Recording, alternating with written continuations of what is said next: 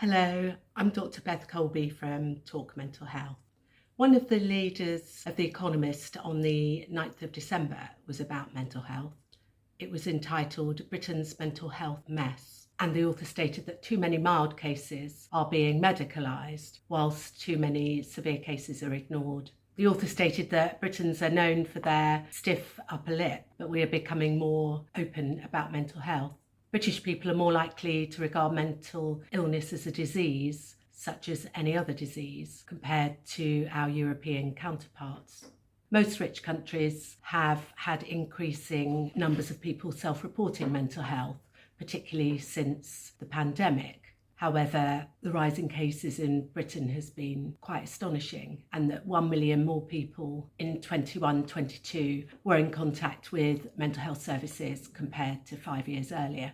There have been different campaigns to raise awareness of mental health problems, which has been great, and reduce stigma for mental illness. However, this has meant that people often believe that normal responses to life, such as grief and stress, are mental disorders, and treating people with mild cases competes with those who have long-term severe mental disorders.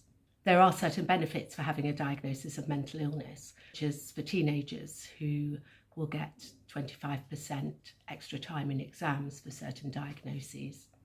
It may mean that people are entitled to more benefits or will not be expected to work. A study of 84 schools has shown that courses of mindfulness have not improved people's mental health compared to normal lessons. Increasing demand for mental health services has led some mental health practitioners to go into private practice, where working conditions are much easier. The author reported that we need to rethink how we manage mental health in Britain, and that more money needs to go into research in mental illness and the treatment of it. We also need to look into the social causes of mental illness, such as poverty and isolation.